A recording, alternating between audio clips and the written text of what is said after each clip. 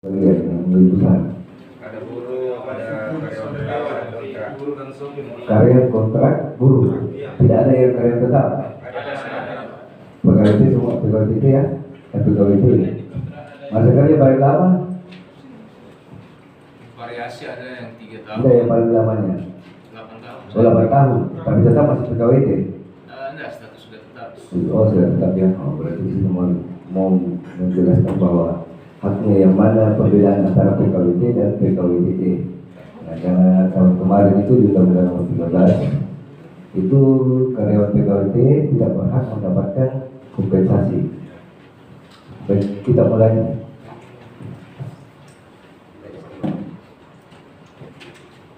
Baik, peraturan penyelesaian perselisihan hubungan industrial. Ini ruang lingkupnya Undang-Undang 13 tahun 2013, Undang-Undang Nomor 13 tahun 2003. Kenapa saya masukkan sini? Karena Undang-Undang Cipta Kerja nomor 11 tahun 2020 itu ada sebagian yang tidak dihapus. Artinya ada sebagian dalam Undang-Undang 13 tersebut tidak dihapus dalam Cipta Kerja. Berarti masih berlaku yang belum dihapus, tapi yang sudah diubah dan masuk di Undang-Undang nomor 11 tersebut itu yang berlaku. Berarti yang dihapus dalam Undang-Undang nomor 13 di perselisihan berikutnya tidak dihapus dari belakang lagi. Tapi yang belum dihapus itu tetap digunakan. Ruang lingkupnya Undang-Undang nomor 2 tahun 2004, di mana kita mengacu pada penyelesaian perselisihan hubungan industrial. Ini ruang lingkupnya. Undang-Undang nomor 11 tahun 2020 tentang Cipta Kerja Klaster Ketenagakerjaan, Peraturan Pemerintah nomor 35 tahun 2021. Inilah PP nomor 35 turunan dari Undang-Undang nomor 11 tahun 2020 tentang tata cara pelaksanaan. Seperti Undang-Undang nomor 11 cuma dicantumkan situ hak pesangon, tapi pelaksanaannya itu di PP 35. Hak pesangon itu seperti kalau ada yang di PHK karena melakukan pelanggaran atau indisipliner, itu berbeda variasi hitungannya. Dan sebentar kita bahas juga. Kemenaker nomor 100 tahun 2004. Next. Nah, syarat-syarat dalam melakukan PKWT atau syarat dalam perjanjian kerja waktu tertentu, di mana pekerjaan yang sekali selesai atau sifatnya sementara. Nah, ini yang dimaksud dengan sekali selesai atau sifatnya sementara itu yang pekerjaannya terus menerus. Pekerjaan yang diperkirakan penyelesaiannya tidak terlalu lama. Pekerjaan yang bersifat musiman. Nah, ini juga pekerjaan yang bersifat musiman ini adalah bisa di PKWT kan, tapi tergantung dari musimnya. Seperti kayak musim tambak udang itu. Tambak udang artinya dia tergantung dari musimnya, bahwa hari ini panen, itu bisa dikontrakkan. Terus pekerjaan yang berhubungan produk baru, di mana produk baru ini karyawan boleh di PKWT kan. Tapi kalau sudah berjalan lebih dari 1 tahun itu sudah berubah secara otomatis menjadi PKWT. Kalau dia sudah bukan produk baru lagi. Pekerjaan yang bersifat tidak tetap. Nah, pekerjaan yang bersifat tidak tetap, seperti kayak kita karyawan dikontrak oleh perusahaan atau PKWT, tapi pekerjaannya itu sebagai sifatnya tidak tetap. Contoh seperti kita bekerja di kontraktor yang punya batas pekerjaannya, pembangunan flyover contoh, kita sebagai PKWT di perusahaan tersebut, tapi ada jangka waktunya 2 tahun atau 3 tahun. Nah, itu baru real, itu real kita bisa di PKWT. Next. Nah, perselisihan dalam PKWT. PKWT tidak dapat dipersyaratkan adanya masa percobaan. Jika perusahaan melakukan hal seperti ini pada poin pertama, maka demi hukum berubah atau menjadi PKWTT. Ini. Kalau kita sudah dipersyaratkan adanya masa percobaan, tidak boleh ada masa percobaan di dalam PKWT. Kalau dikasihkan di masa percobaan, lantas tidak dikontrak lagi, ya itu kita karyawan tetap. Terus yang kedua, PKWT paling lama 5 tahun.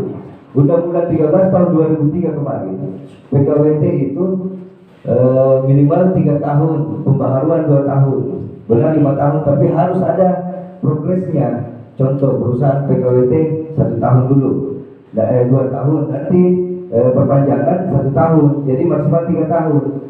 Tapi kalau perusahaan ingin melakukan pembaharuan, itu harus ada jeda 30 hari atau 1 bulan, baru bisa melanjutkan PKWT-nya 30 hari. Setelah 30 hari tersebut, baru bisa melanjutkan PKWT-nya 2 tahun.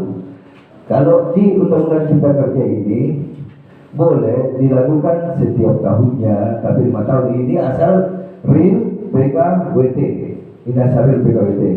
Nah, kalau tidak real PKWT sesuai persyaratan yang tadi, dia akan secara otomatis berubah menjadi PKWT. PKWT harus dicatatkan di bidang ketenagakerjaan paling lama 3 hari setelah penandatanganan PKWT. Ini juga kalau tidak dilakukan oleh perusahaan ini, maka berubah juga kembali PKWT. Kita menjadi karyawan tetap. Next. Nah, hak dalam PKWT. Nah, ini yang di Undang-Undang Nomor 13 Tahun 2003 tidak tercantum, bahwa jika salah satu pihak mengakhiri hubungan kerja sebelum berakhir PKWT, maka pengusaha wajib memberikan uang kompensasi kepada pekerja. Ini dimaksud uang kompensasi. Perhitungan hak kompensasi PKWT adalah 12 bulan terus menerus, 1 bulan upah. Jika kita sudah bekerja selama 1 tahun pas, itu haknya 1 bulan upah. Tapi kalau 1 bulan atau lebih tapi kurang 12 bulan, hitungannya proporsional. Contoh kita bekerja 8 bulan. Nah, hitungannya proporsional. 8 bulan dikali 12 dikali upah. Begitu, atau 7 bulan dikali 12 dibagi 12 dikali upah. Ini hak kompensasi yang dimaksud dengan perjanjian kerja atau kontrak PKWT. Lebih dari 12 bulan masa kerja, masa kerja dibagi 12 dikali upah. Ini sama, C dengan A ini sama hitungannya. Tapi yang beda ini B, yang itu proporsional karena di bawah 1 tahun. Jadi contoh kita bekerja di perusahaan, kita dikontrak PKWT. Kita di PKWT itu sekitar 2 tahun. Begitu habis PKWT kita punya hak 2 bulan upah. Tapi kalau tidak real menjadi PKWT, setelah berselisih, benar-benar kita pekerjaan tak terus menerus, tidak sesuai dengan syarat PKWT, maka hitungannya kembali kepada hitungan pesangon. Nah, hitungan pesangon itulah sebentar kita bahas. Hitungan pesangon itulah yang bervariasi. Bukan seperti kayak kita lihat di pasal 156 Undang-Undang Nomor 11 Tahun 2020 itu bahwa satu tahun kerja 2 bulan upah, 2 tahun kerja 3 bulan upah. Bukan seperti itu, karena ada variasi nanti peraturan pelaksanaannya. Tidak semua itu bersama-sama, tergantung dari case atau permasalahannya. Next. Definisi PHI, perbedaan pendapat yang mengakibat pertentangan antara pengusaha dan gabungan pengusaha dengan pekerja. Nah, ini persoalan perselisihan. Next. Sudah mungkin teman-teman sudah paham itu. Ruang lingkup PHI, nah ini. Ruang lingkup perselisihan hubungan industrial adalah perselisihan hak, di mana perselisihan hak itu yang dimaksud adalah upah lembur. Itu yang dimaksud dengan hak.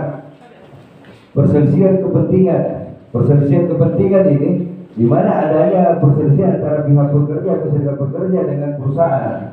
Artinya dalam pembuatan perjanjian kerja bersama itu bisa dapat perselisihannya dilaporkan di Disnaker terkait masalah perselisihan. Misalkan perusahaan kebijakan seperti ini, tapi pihak pekerja maunya seperti ini. Ini kan tidak bisa connect. Nah, itu juga masuk dalam perselisihan kepentingan. Perselisihan PHK. Nah, mungkin sering-sering didengar perselisihan PHK. Bagi arah kepada pesangon. Perselisihan PHK. Jadi ini dimaksud dengan perselisihan PHK. Pihak pekerja menganggap dirinya sebagai PKWT karyawan tetap, tapi perusahaan melakukan kontrak. Tiba-tiba perusahaan memutuskan hubungan kerja. Inilah proses PHK, dapat mengajukan musyawarah bipati dulu. Tapi kalau kedua belah pihak melakukan musyawarah lantas ego yang muncul tidak akan bisa mencapai solusi. Makanya itu lari ke dinas tenaga kerja, yang dimana ada mediatornya, membidangi mediatornya. Mediator yang menerapkan itu aturan sebenarnya apa yang diatur dalam undang-undang. Nah, ketika mediator mengatakan bahwa ini karyawan tidak bisa dikontrak atau tidak bisa di PKWT, keluarlah anjuran untuk menganjurkan perusahaan membayar pesangon. Seperti itu. Ini perselisihan antara serikat pekerja serikat buruh. Ini ada 4 ruang lingkup ini yang masuk dalam PHI. Yang dimaksud dengan perselisihan antara serikat pekerja serikat buruh adalah perselisihan antara serikat A dan serikat B berselisih terkait masalah keanggotaan. Ada juga itu serikat pekerja A memiliki anggota 20 orang, serikat pekerja B memiliki anggota 30 orang, tapi di serikat pekerja A ada mengambil keanggotaannya pindah ke serikat A dari B ke A, tapi tidak membuatkan ini surat pengunduran diri di serikat B. Nah, inilah yang dimaksud dengan perselisihan antara serikat di satu perusahaan, tapi harus satu perusahaan. Kalau misalkan di luar dari perusahaan, tidak masalah, tapi ini satu perusahaan. Next. Mekanisme penyelesaian perselisihan hubungan industrial. Mungkin teman-teman yang sini paham ya, bahwa beginilah model perselisihannya, regulasinya, aturannya atau prosedurnya.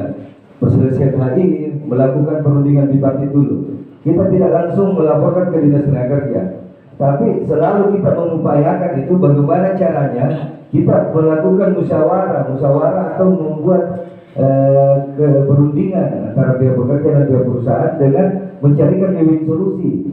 Artinya kita harus elastis mencarikan win solusi di mana pihak pekerja tidak diberatkan maupun pihak perusahaan juga tidak diberatkan. Seperti itu. Next. Turun. Tahan. Ini kalau tidak sepakat dalam bipartit maka masuk dalam pencatatan perselisihan. Kalau tidak ada titik temu dalam musyawarah bipartit masuk pencatatan perselisihan, di mana pencatatan perselisihan ini kami menerima dan melimpahkan kepada mediator atau dipilihkan antara konsiliator atau arbiter. Karena ada 3, cuma di Makassar ini yang dimiliki adalah mediator, bukan arbiter atau konsiliasi. Karena konsiliasi dan arbiter ini belum ada di Kota Makassar. Kalau di daerah lain belum tahu, mungkin ada terbentuk. Tapi di Kota Makassar hanya memiliki mediator, di mana mediator adalah pegawai negeri sipil yang melakukan di bidangnya tersebut. Lalu dilakukanlah mediasi. Nah, disinilah mediasi aturan yang kita gunakan, tapi tetap juga dikedepankan itu masalah musyawarah. Tetap kita kedepankan masalah musyawarah. Kalau masalah normatifnya itu berada di PHI, berarti kita tidak kaku dalam penyelesaian melalui mediasi. Karena ini namanya non litigasi. Kalau di PHI itu sudah litigasi. Nah, ini non litigasi di mana itu bisa mencapai solusi. Misalkan haknya Bapak ini 20 juta, tapi perusahaan hanya mampunya 10 juta. Tapi kalau karyawan sepakat untuk 10 juta tersebut tidak masalah. Itu bukan melanggar dari aturan. Ini namanya win solusi. Nah, terus keluar apabila tidak sepakat, kalau sepakat keluarlah perjanjian bersama ditandatangani para pihak. Tapi kalau tidak sepakat kita masuk kepada anjuran. Anjuran tersebut para pihak yang merasa dirugikan atau merasa keberatan dengan isi dalam anjuran tersebut dapat mengajukan ke pengadilan hubungan industrial. Dapat menggugat ke pengadilan hubungan industrial, bukan menggugat ke Dinas Tenaga Kerja. Biasanya keluar anjuran begitu, karyawan tidak menerima atau keberatan dengan isi anjuran. Tetapi itu dapat menggugat ke pengadilan, bukan ke Dinas Tenaga Kerja. Gugat ke pengadilan. Nanti pengadilan putuskan yang mana sesuai dengan aturan. Next. Permohonan pencatatan PHI. Inilah tadi dasarnya. Next lagi. Syarat. Ya, tadi kita bahas masalah PKWT. Mungkin sudah paham nih bahwa yang dimaksud dengan PKWT dan hak-hak terkait masalah PKWT. Mungkin kita sudah pahami tadi kita bahas. Sekarang kita masuk ke PKWT. Di mana syarat dalam PKWT tersebut adalah melebihi masa percobaan 3 bulan. Nah, ini tadi PKWT tersebut tidak dipersyaratkan dengan adanya masa percobaan 3 bulan. Nah, ini sekarang ada dipersyaratkan dalam PKWT. Setelah lebih dari 3 bulan, karyawan diberhentikan berhak mendapatkan pesangon. Tapi kalau di bawah dari 3 bulan, karyawan tidak berhak mendapatkan pesangon. Misalkan 2 bulan tercatat, ini masuk dalam regulasi masa percobaan. Masa percobaan diberhentikan belum sampai dalam 3 bulan, berarti itu tidak berhak mendapatkan pesangon. Status PKWT yang melebihi dari 5 tahun. Nah, ini tadi saya bahas bahwa apabila memberikan kontrak atau PKWT kan karyawan lebih dari 5 tahun, berubah demi hukum menjadi PKWT, menjadi karyawan tetap. Itu diatur dalam Undang-Undang Nomor 11. Status PKWT yang pekerjaannya terus menerus. Nah, ada juga perusahaan karyawan yang pekerjaannya terus menerus, dia lakukan PKWT, dia lakukan kontrak. Nah, karyawan juga asik-asik saja tanda tangan. Dia tidak pelajari bahwa sifat pekerjaannya ini terus menerus. Contoh seperti driver pengangkut barang yang bersentuhan langsung dengan produksi perusahaan. Seperti kasir. Itu kasir tidak bisa dikontrak, karena tanpa kasir di perusahaan tidak akan bisa berjalan. Siapa yang bisa mengeluarkan hitungan uangnya, tukar menukar uangnya? Tanpa kasir di perusahaan tidak bisa berjalan. Jadi itu tidak bisa dikontrak. Secara otomatis dia berubah menjadi pegawai tetap, karena tetap. Next, PHK.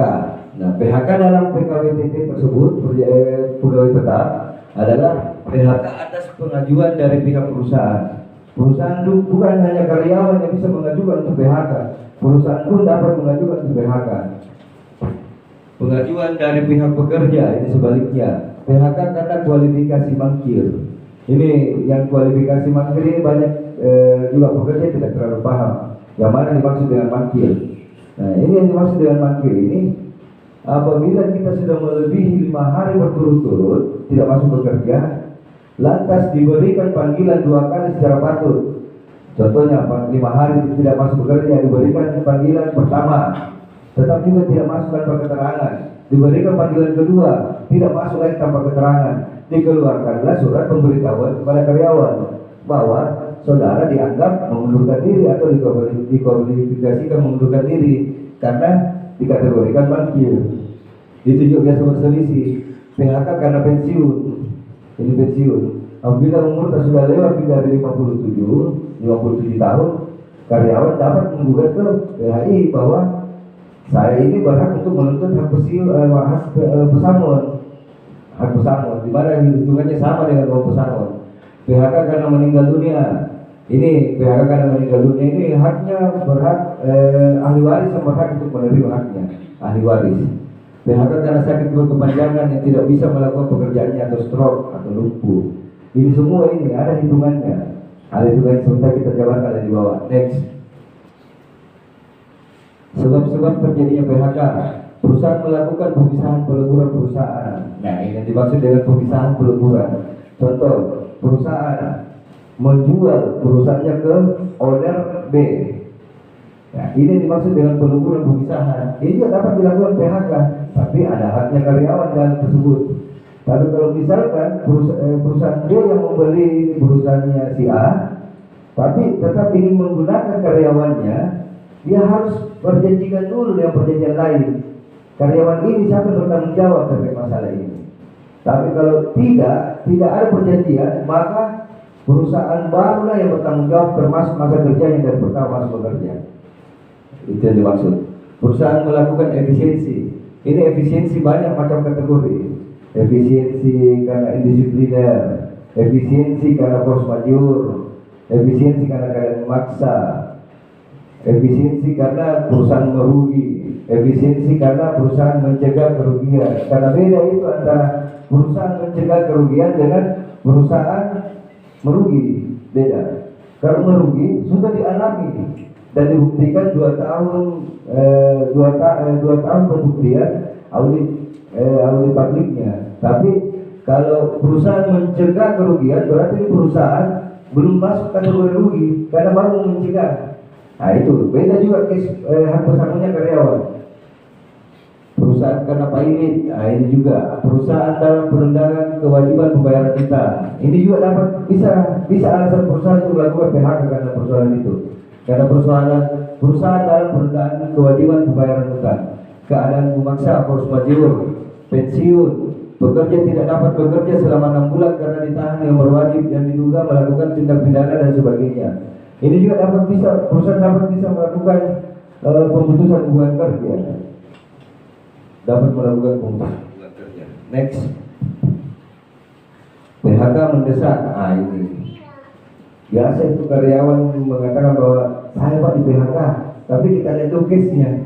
Ada juga itu karyawan di PHK tidak dapat apa-apa, tidak berhak mendapatkan hak pesangon. Contoh seperti ini. Diatur dalam peraturan perusahaan dan PKB, uang pengganti hak cuma mendapatkan cuti tahunan yang belum diambil, biaya ongkos pulang untuk bekerja, hal-hal yang lain yang ditetapkan dalam PP, PKB dan perjanjian kerja. Nah, di dalam sini apabila sudah itu yang dikategorikan dengan PHK mendesak, perusahaan melakukan PHK mendesak, ini tidak berhak mendapat pesangon, tapi berhak mendapatkan ini uang cuti, hak lain yang diatur dalam PP atau PKB. Next. Karyawan kategori markira ini tadi yang saya maksud bahwa 2 kali secara patut dipanggil dan diberikan pemberitahuan itu sudah real mengundurkan diri. Ini mengacu pada pasal 40 ayat 4 PP 35 tahun 2021. Next.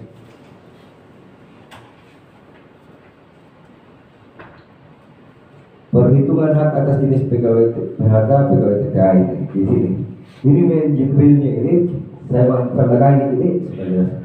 Pemisahan perusahaan itu haknya 1 kali ketentuan, 1 kali ketentuan perhitungan bersama. Kita sudah tahu nih Kak, perhitungan bersamanya seperti bagaimana 1 kali ketentuan. Jadi kita bisa catat dulu masa kerja, contoh masa kerja itu 4 tahun. Masa kerja 4 tahun itu kalau dimaksud dengan 1 kali ketentuan, masa kerja 4 tahun yang dimaksud dengan 1 kali ketentuan itu adalah 5 bulan upah. 5 bulan upah. Terus apabila lewat dari 3 tahun itu dapat penghargaan masa kerja. Penghargaan masa kerja itu 3 tahun sampai 6 tahun itu 2 bulan upah. 2 bulan upah. Berarti 5 ditambah 2. Kalau masa kerja tak 4 tahun, 5 ditambah 2 berarti kita gabungkan di persamanya. 7 bulan upah ditambah uang cuti tahunan. Itu uang cuti tahunan itu 12 dibagi 25 dikali upah. Jadi kalau ini contoh 4 tahun masa kerja ya, berarti 5 bulan ditambah 2 bulan penghargaan masa kerja, berarti 7 bulan upah. Coba dikalikan 3255403 WFK. Kan banyak-banyak juga. Itulah dimaksud dengan haknya karyawan dan PHK. Tapi ketika ini berselisih masuk ke dalam musyawarah, tidak harus juga sesuai dengan aturan. Artinya namanya musyawarah. Misalkan 7 bulan upah perusahaan yang mampu 5 bulan upah atau 4 bulan upah yang diberikan ini, lantas kita sepakat, itu tidak masalah. Buat perjanjian bersama. Nah inilah hitungannya. Kalau masa kerja 4 tahun, 5 bulan upah ditambah 2, berarti 7 bulan upah ditambah uang cuti. Uang cuti itu 12 dibagi 25. Uang cuti, coba kita paham kan? 12 dibagi 25 dikali upah. Gaji kita terima WFK. Nah itulah dasar perhitungannya. Efisiensi disebabkan karena kerugian. Nah ini variasi karena merugi, perusahaan karena merugi ini 0,5 kali. Kalau 0,5 kali karena 1 kali ketentuan itu bukan 1 kali ketentuan yang enggak tadi hitungannya. Berarti 0,5 dikali 1 kali ketentuan. Contoh tadi 4 tahun, berarti 5 bulan upah kan? Tapi kalau dikali 0,5 berarti 2,5 bulan, bukan 5 bulan lagi. Kalau perusahaan melakukan PHK karena efisiensi merugi. Efisiensi mencegah kerugian. Nah ini mencegah, karena beda itu mencegah dengan merugi. Kalau merugi dia sudah alami, tapi kalau mencegah belum dialami, tapi beda haknya karyawan. 1 kali ketentuan sama hitungan tadi itu, sama hitungan 1 kali ketentuan. Perusahaan melakukan PHK kualifikasi pilot. Ini 0,5 sama hitungannya itu tadi 0,5 atau force majeure.